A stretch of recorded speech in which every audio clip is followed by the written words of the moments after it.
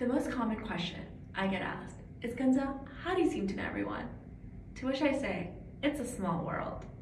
But that brings up a conversation on how I got out of my comfort zone from being a shy individual to becoming a social butterfly, and what I did in between to get there. As Merriam-Webster defines socializing, it is to fit or to train for a social environment. Just like you would for a sport or for a class, there has to be practice, there has to be skills that is learned and gained in order for you to apply what you have learned. Just like with socializing, there are some steps, patterns that you can do, but at the end of the day, you can give and take what works for you and what you can do to succeed, and then just kind of go from there. There's not one set in stone, but there are some steps which would work. First, we're going to talk about how we socialize with people in person and how we can get those steps in order to be comfortable. And then second, we will be talking about how we would socialize online through social media in a time where there's a screen dividing us, but is that really dividing us? So first, just like you would for any specific thing that you want to get good at, you would need to practice. So be ready for awkward conversations. Yes, there will be times where you're like, am I just making small talk? Or you'll ask them a question, it'll be a one-word answer, and you'll be like, okay, so what do I do now? Because I'm trying to get out of my comfort zone, I'm trying to be more social, I'm trying to get to know more people. What do I do? First of all, take a deep breath, you are okay. And then secondly, something you can always do is ask an open-ended question, the who, what, when, where, whys, and hows. Also, always having a smile on your face also helps a bit too. Just showing that you are interested in what the person has to say, or just being interested that you're present in the time that you're there. So for example, if you talk to someone and they are really excited about what they're talking about, be genuinely interested and be like, okay, so they're talking about this, even if you don't know anything about it, feel free to ask questions, but make sure you're actually listening to what they have to say, not worrying about what you have for dinner or what you're going to wear tomorrow. Actually be like, oh, okay, because at the end of the day, you never know, you might learn something new as well. And when you first see someone or you ever go to a place, make sure when you have eye contact that you greet or you smile one another, just so you show that sign of openness and that fact that, hey, be comfortable around me. And if you ever get to a point where there's a person who doesn't seem interested or doesn't want to hold up the conversation, which you can tell through body language, you can just end it right there. Again, it's picking and choosing what works for you, because at the end of the day, the only person that's gonna have to socialize with people is you, so figure out what works for you. It's always nice to remember that someone is going through something, whether in person or in online, but by studying etymology and how we are aware of how we speak to each other, it really helps in also bringing in some civility. When this TED Talk was being filmed, it was in the middle of the quarantine for COVID-19. As you can see, this is a time when people are really wanting to go be with each other, be more social in person, but the only way we have is behind our screen.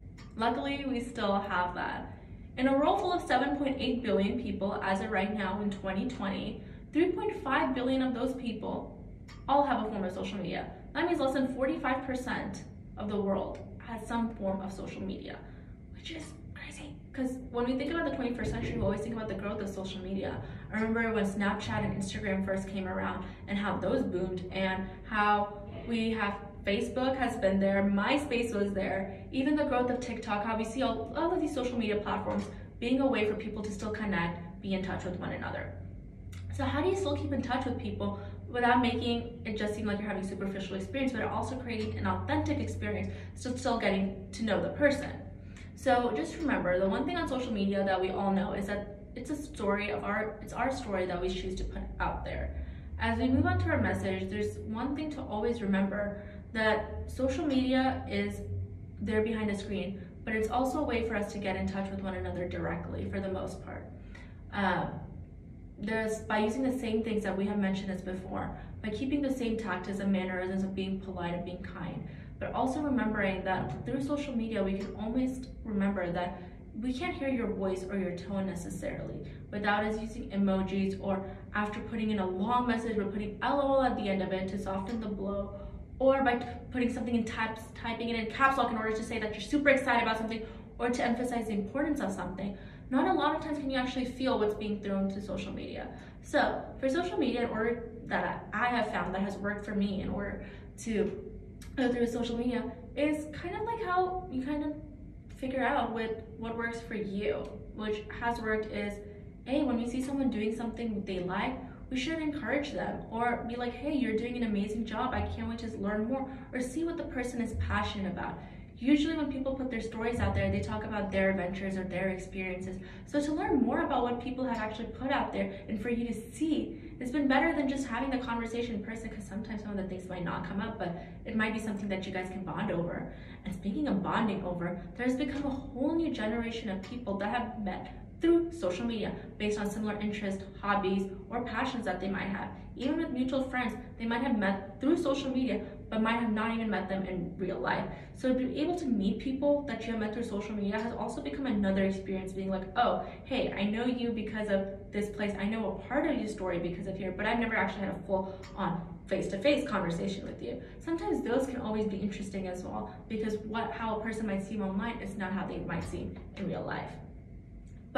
But also making sure that we can still remember that we're still a person, not just behind a screen. We can also remember that we can be a little bit more personable. When it's someone's birthday, instead of posting on the wall, you can just message them and be like, hey, happy birthday, we hope you're doing well, or I hope you're doing well, I hope everything's okay with you. You might have a follow-up question and be like, how is everything on your end? Making a conversation go on, so the next time that you see them, it won't seem like you're just strangers or you haven't seen each other in a while. There will still be that connection of how you guys were before you guys left off. And as we can see, each social media platform has a different way that it makes us connect. If we look at the ways that it says friend, connect, follow. These are all interesting ways on how it's showing you that you can still be personable through social media. But in order to create that experience, you also have to put that in there. It's more than just liking. It could also be a comment. It could be a heart. It could just letting the person know that, hey, I know that you're here, you're acknowledged, and I just wanted to let you know. It's the same things that you would do in person, just changing it up a little bit online. And if there's ever needed to, or ever wanting to learn more, branching out, you can always just ask more questions. The one thing that it's really nice to remember is just because your smile can't be seen through a screen, sometimes it could be felt because of the way that you're interacting with the person. And so whenever someone asks me now about, Kanza, how do you know everyone? I just smile and say we're all connected. Thank you for coming to my TED Talk.